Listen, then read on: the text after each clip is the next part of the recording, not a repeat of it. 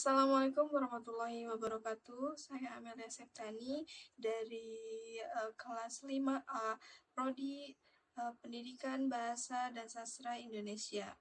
Di sini saya akan mempresentasikan atau menjelaskan hasil dari kerja kelompok kami yang bertema variasi bahasa.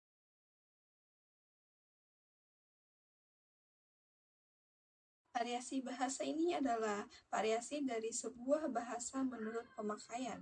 Variasi bahasa disebabkan oleh adanya kegiatan interaksi sosial yang dilakukan oleh masyarakat atau kelompok yang sangat beragam dan karena para penuturnya yang tidak homogen.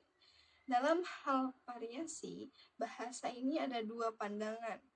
Pertama, variasi itu dilihat sebagai akibat adanya keragaman sosial penutur bahasa itu dan keragaman fungsi bahasa itu. Jadi, variasi bahasa itu terjadi sebagai akibat dari si bahasa dari segi penutur. Variasi bahasa idiolek. Variasi bahasa idiolek ini adalah variasi bahasa yang bersifat perorangan. Setiap orang mempunyai variasi bahasa atau idioleknya masing-masing. Variasi bahasa dialek ini adalah variasi bahasa dari sekelompok penutur yang jumlahnya relatif, yang berada pada suatu tempat, wilayah, atau arah tertentu.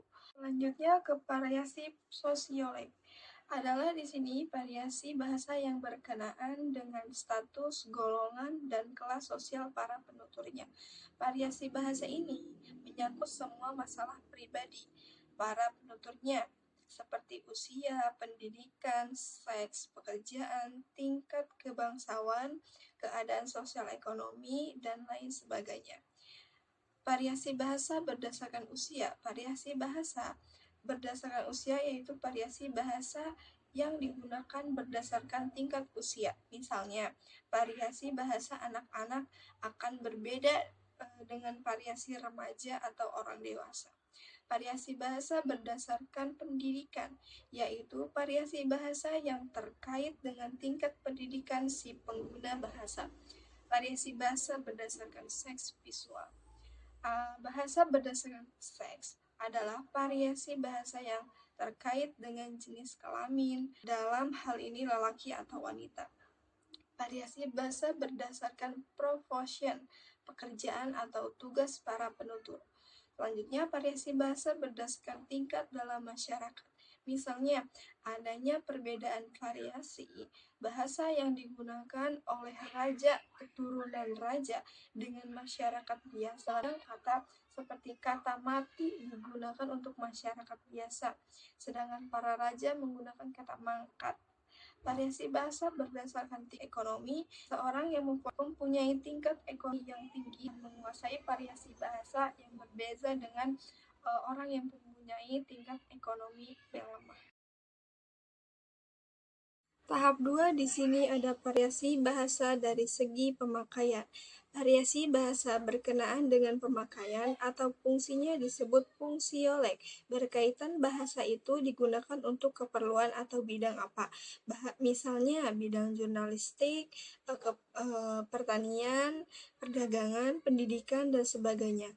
Variasi bahasa dari segi pemakaian ini yang paling jelas cirinya adalah dalam hal kosakata.